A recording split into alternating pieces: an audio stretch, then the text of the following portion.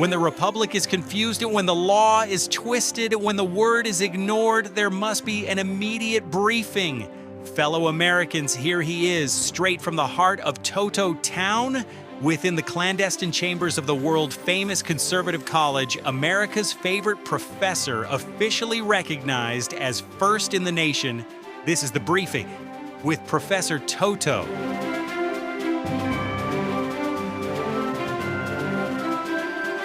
AMFEST used to be a place where young people, teenagers, college kids, 20-something-year-olds felt like they belonged to something larger than themselves.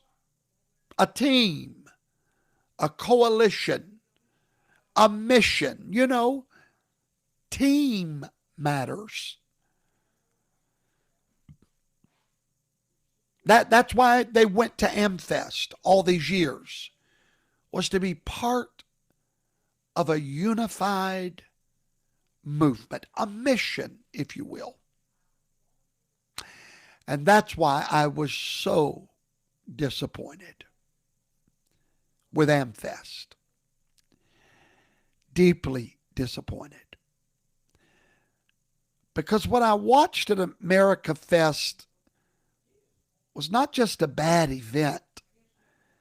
It was a moral failure for our young people. And there was an absence that was very loud. Charlie Kirk was not there. People make a great mistake when they think they can continue a work without a true leader. Now, this is no way throwing shade on Erica Kirk.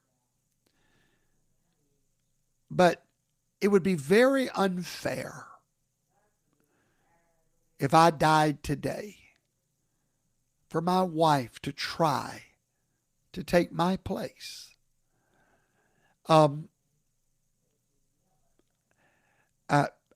It would be a burden on her that she shouldn't have to bear, you know? And so it's no shade at all. Love Erica. I'm one of her biggest defenders. But Charlie was not there. It was painfully obvious. And you could feel it in every rant, every ego-soaked monologue, every microphone handed to someone who mistook attention for leadership. And forget the team. There was no team this week. Forget the coalition or the mission. What I saw instead was a parade of rich, overrated, spoiled podcasters, many of whom were not even conservative 5 years ago. People that figured out how to monetize the right after failing on the left. They didn't come to AMFEST to teach. I heard no teaching about capitalism. I heard no teaching. They came to posture. They came to get a clip. They came to be shared on social media. And the kids in those seats, they're going home with nothing, honestly. No plan, no coalition, no vision, no instruction on how to build a life, no answer to the real questions. That's what was missing at AMFEST. Answers. You know, my personal ministry, that's the reason it has been so successful. It brings answers to questions. Nobody brought answers this week. For example, how do I afford a home? How do I start a family? How do I live my faith without apology? How do I fight the enemy of socialism, communism, fascism, technocracy? Because the real enemy isn't backstage.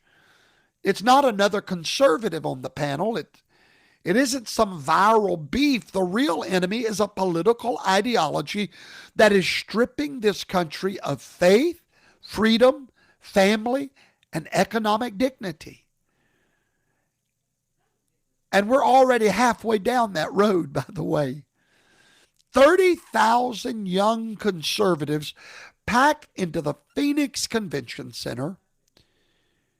Ben Shapiro started off attacking Tucker and Candace Owens from the main stage. And then an hour later, Tucker Carlson is firing back. The next day, Megyn Kelly is tearing into Ben Shapiro.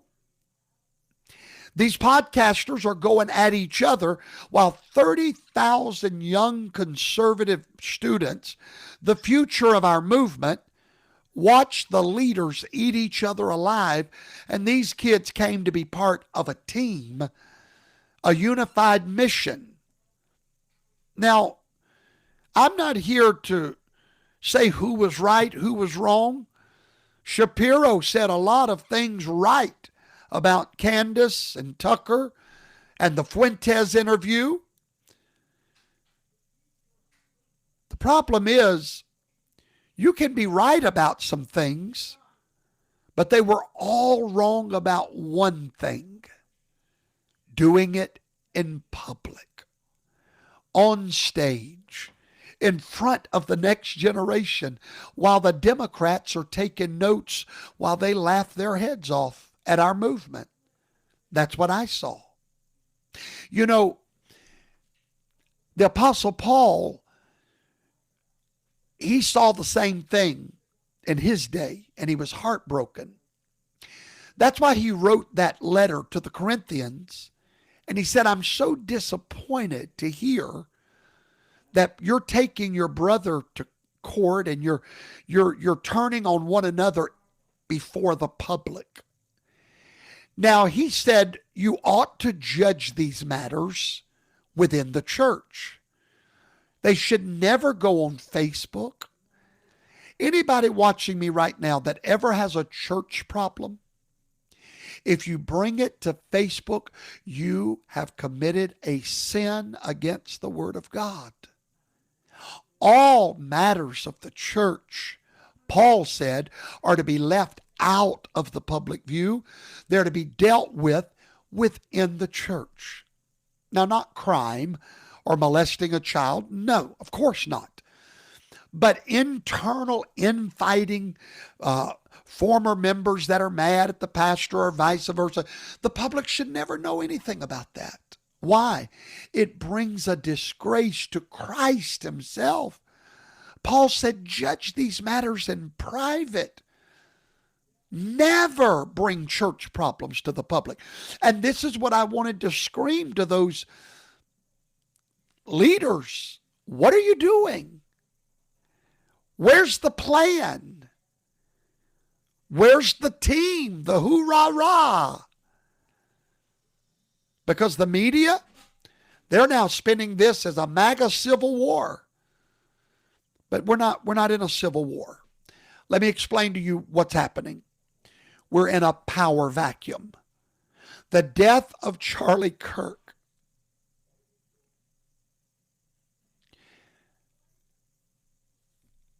multi-million dollar, $100 million operation. Everybody wants to be the next Charlie Kirk. Everybody wants to be the next Donald Trump. Charlie Kirk is dead. Donald Trump's in his second term. Constitutionally limited, or is he?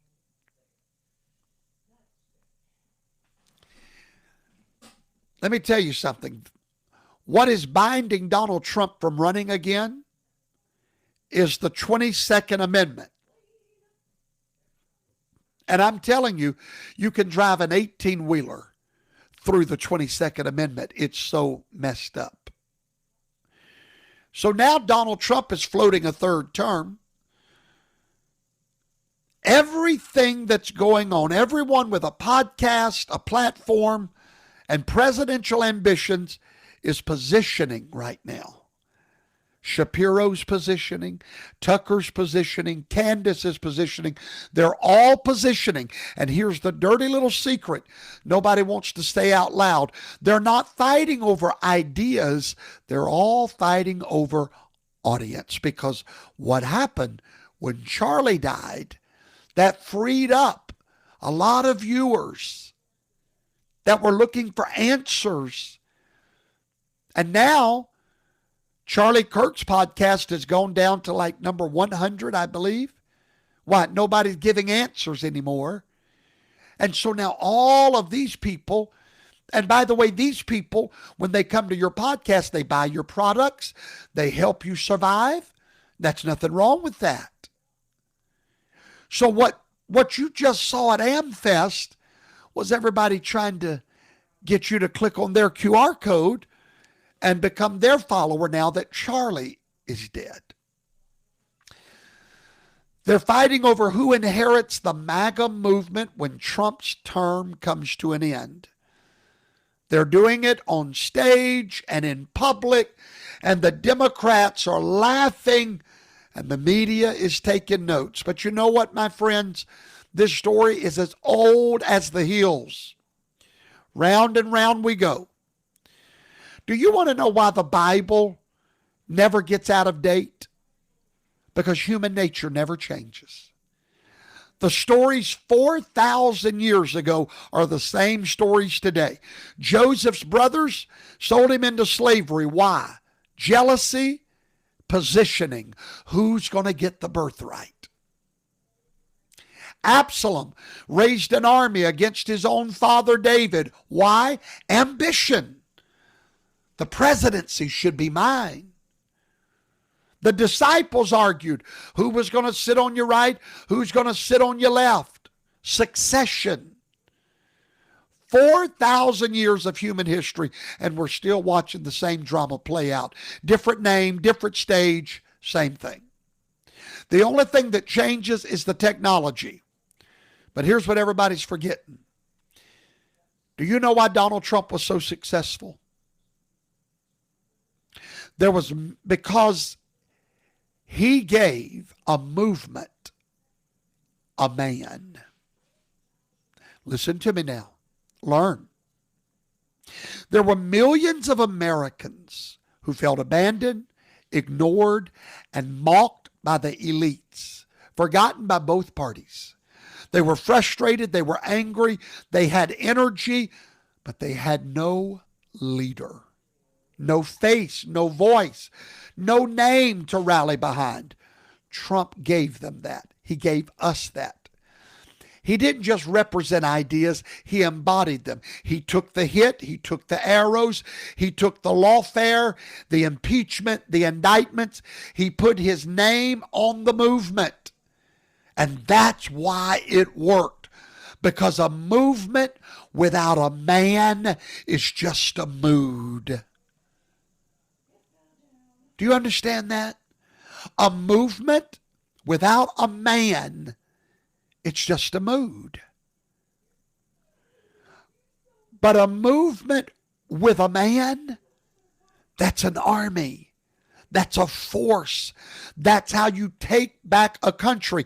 And right now, while Donald Trump is still in office, still signing executive orders, still leading our nation, these petty podcasters are fighting over who's going to be the next man before the current man is even done.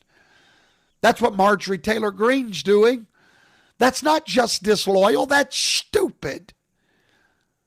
The succession fight has already started. 3 years left, and it's already ripping the movement apart. And I'm going to tell you what nobody else has the guts to say. Half of these conservative podcasters were liberals 5 years ago. They figured out there was money over here on the right. Because conservatives, we support what we believe in. How many of these podcasters have cashed in on MAGA, positioning for the next grift, whatever comes after Donald Trump? And here's why that should terrify you. Those kids in that auditorium at AMFEST, all they're learning this week is that the strategy for conservatism is to infight. That's horrible. 30,000 young people, high school kids, college kids, they showed up to learn how to buy a home, how to carry the conservative message forward. And what did they get?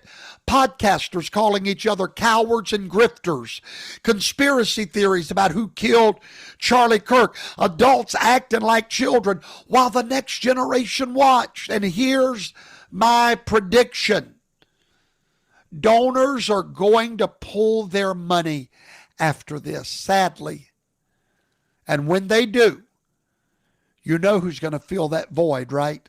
The Qataris, the Saudis, the same people who filled the voids at the universities, the same people who filled the void in the media, because our side is too stupid to get along. Oh, yeah, the Qataris, they say, we'll fund your youth movement. We'll write the checks. And just like that, the conservative youth pipeline gets bought out by foreign money. This is not about who wins the Twitter war between Ben Shapiro and Tucker Carlson. It's about whether the conservative movement survives the death of Charlie Kirk.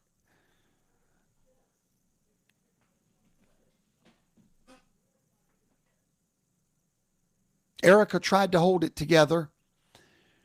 She endorsed J.D. Vance for president. She's picked her side. But brothers and sisters, listen to me.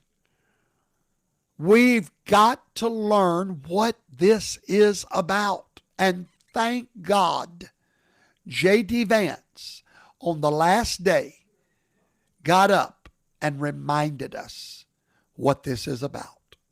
Sunday, the final day, the closing session, Vice President J.D. Vance walks out to a song, The Long Cool Woman in a Black Dress by the Hollies. The crowd was chanting, J.D., J.D., J.D. And after 4 days of children, Vance does something nobody else did all weekend. He acted like an adult. And here's what he said, and he earned my respect for saying it. He said, I know some of you are discouraged by the infighting over any number of issues. Don't be discouraged. Then he asked, he said, I don't bring a list of conservatives to denounce or deplatform. And finally, somebody in that room found the secret with this word from his mouth. President Trump did not build the greatest coalition in politics by running his supporters through endless self-defeating purity tests. He said, make America great again because every American is invited. And he said, it is time to get behind our president. And that, ladies and gentlemen, is exactly the message that we all must hear. Every single one of us must turn our attention away from every other person that's wanting to lead this movement.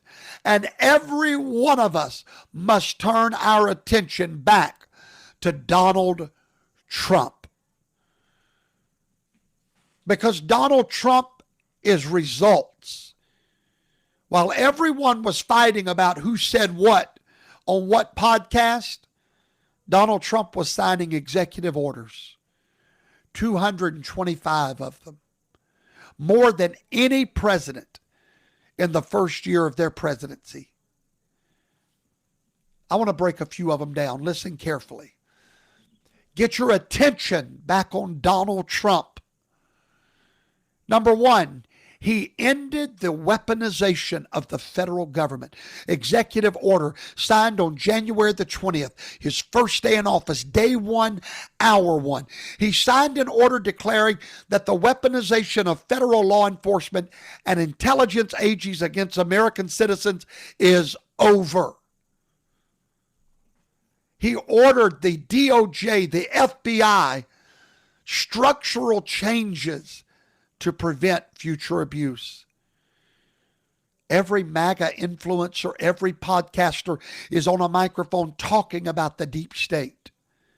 Donald Trump's the only man that's confronted it with legal authority. He has more than a microphone. He has a pen to perform institutional surgery. MAGA, come back home to Daddy Trump. Number two, he protected the American people against invasion on day one. He expanded enforcement authority, declared a national emergency at the southern border, designated cartels as foreign terrorist organizations. He cut funding to sanctuary cities. He didn't argue. He led. Number three, designated fentanyl as a weapon of mass destruction. He did that this week while we were all arguing over what podcaster said what. Donald Trump was surgically transforming a nation. Number four, he has unleashed American energy completely. Number five, he has ended DEI and ESG. He's won the culture war. He's removed gays and transgenders from the military.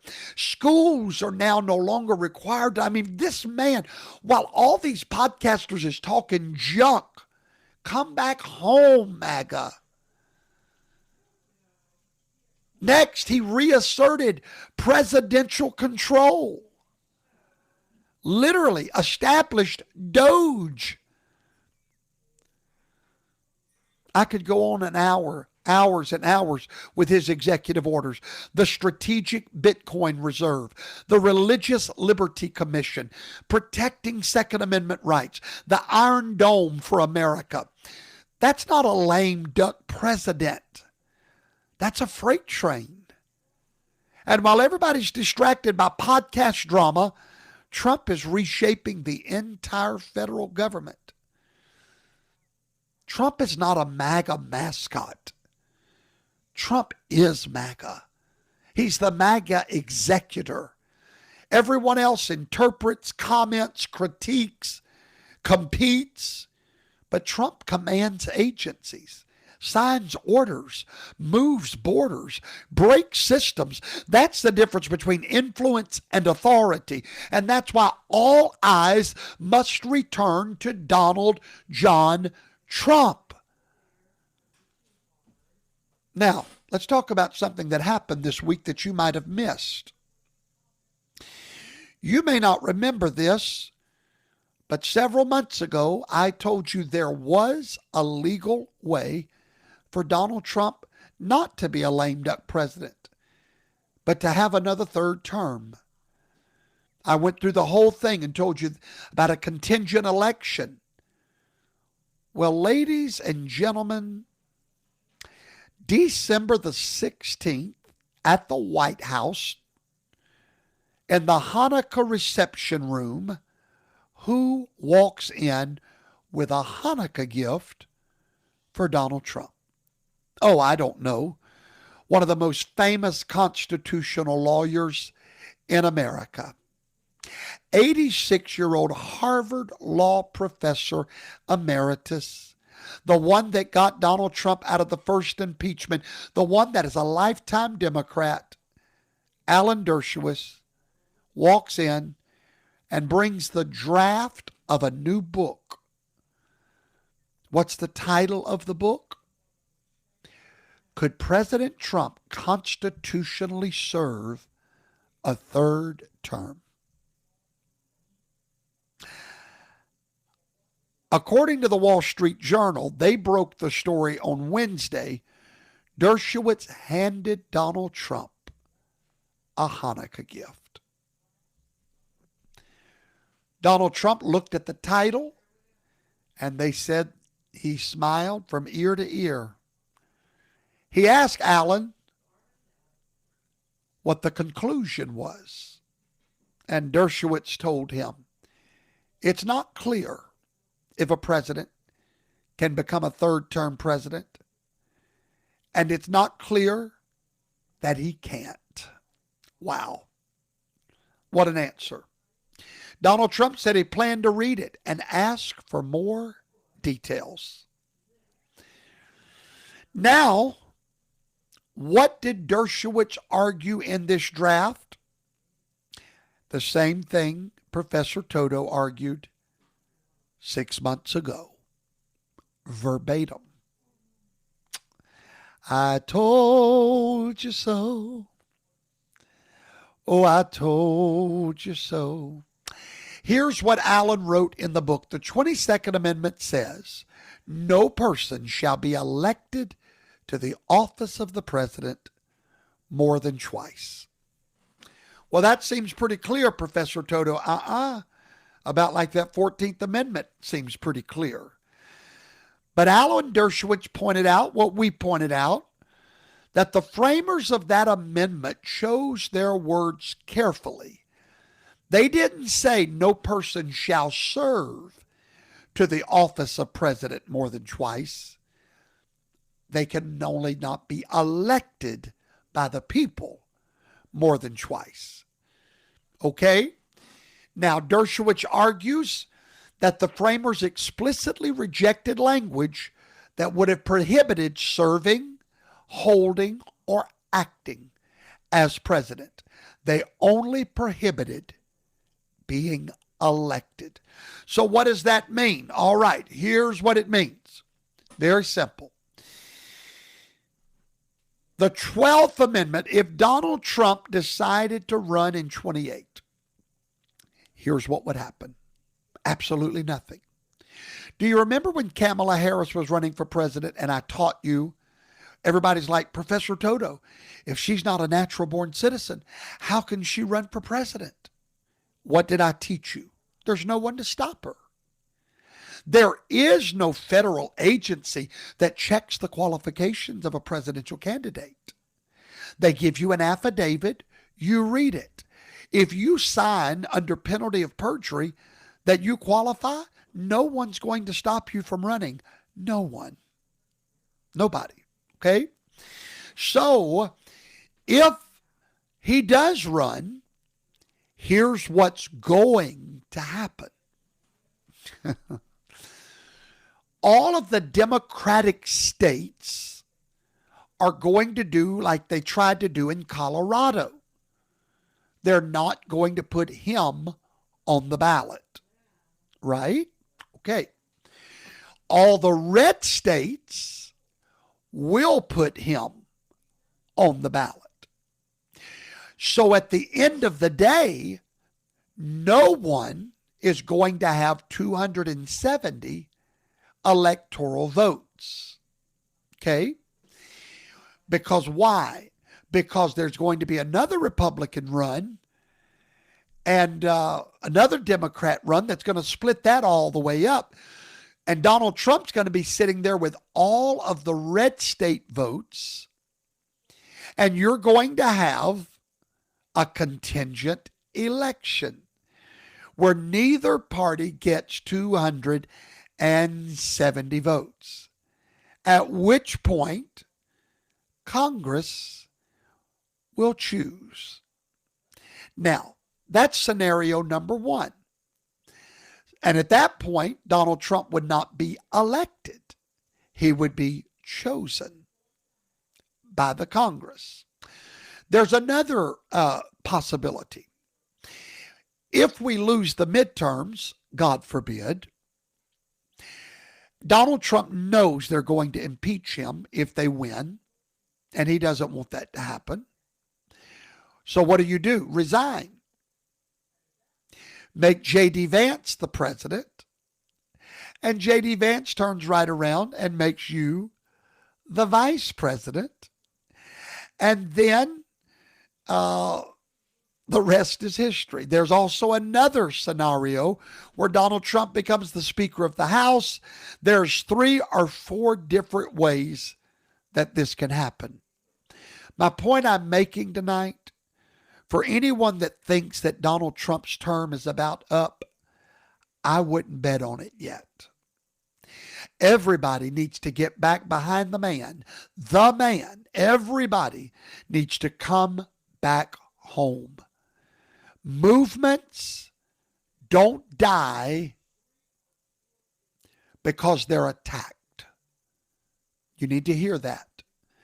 Our movement, my ministry, never dies because it's attacked. Neither will the MAGA movement. They die because they lose discipline. Unity is not agreeing on everything.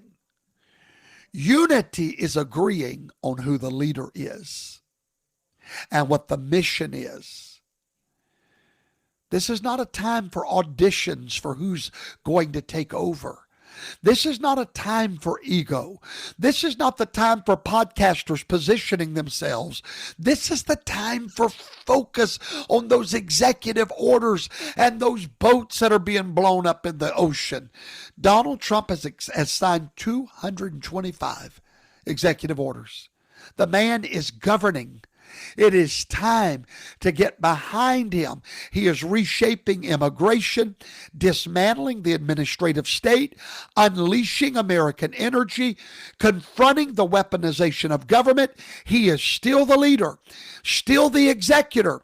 He's still the center of gravity. All eyes need to go forward. All energy right now in our movement needs to be Trump, Trump, Trump. We need to finish the mission. The Democrats are watching. They're waiting. They're hoping we tear ourselves apart. Don't give them the satisfaction. Forget everybody else in this movement except Donald Trump. You don't replace Moses while you're still in the wilderness. You don't argue over Joshua before the walls fall down. You don't fracture MAGA while the administrative state is still standing. When the mission is complete, then succession will come. Until then, discipline is loyalty. And my fellow American, get your focus back. Great things are happening under your nose. Do not allow a podcaster to make you think that Israel is the news. Don't let a podcaster make you think that Qatar is the news. No, the news is Donald Trump. The news is Donald Trump. The news is one man. You listen to me. When a mission forgets their general, the mission falls apart. Focus, America. Focus. Pray for your president. Drown out every voice that's not pointing you to Donald Trump. You listen to me. Anyone that is pointing you to anything other than Donald Trump is fake MAGA. Any legitimate podcaster, they're all about Trump. We did not elect this man to control this man. We elected him because God raised him up for this hour. All the things he has done for America deserves your loyalty. And when I see people going over to podcasters that say these words, I'm embarrassed that I voted for Trump. What in the name of God are you doing on their channel, you traitor? What are you doing? There's one leader here. Anything with more than one head is a freak. There's one leader, Donald Trump. And the sooner you can recognize who the leader is, the sooner you'll win the battle. America, MAGA, Come back home. Focus on one leader, one man. We live in a world today where everybody wants to be the leader, but God raises up one, and everyone will know who it is. It will be unmistakable. They won't even have to say they're the leader. Everyone will know it when they walk in the room. Donald Trump is that man. And all those other voices at AMFEST are amateurs. They're children. They are peons compared to the greatest president in world history. I'm Professor Toto. I'm MAGA, and I plan to be here until the last bell rings. Thank you for joining me tonight. God bless you, and may God bless the United States of America. Good night, everybody.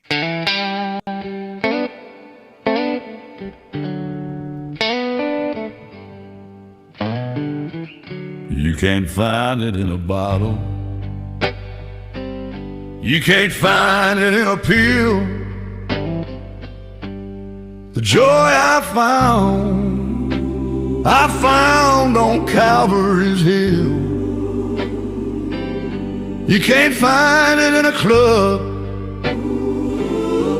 or a honky-tonk bar.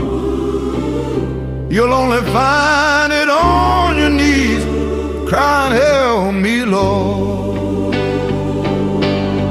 Prodigal son, return back home.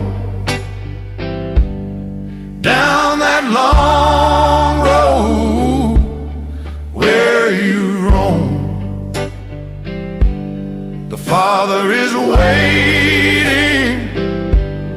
Come back home. Be baptized in His name, never more to roam. Oh yes. Try as you might, you'll only fail. Chasing joy down a broken trail. You'll search high and low, you'll wander and roam, but at the end of the day, find the road that leads home. Prodigal son, return back home from that long road where you roam. The Father is waiting. Return back home. Be baptized in His name, never more to roam. Prodigal son, return back home from that long road where you roam. The Father is waiting.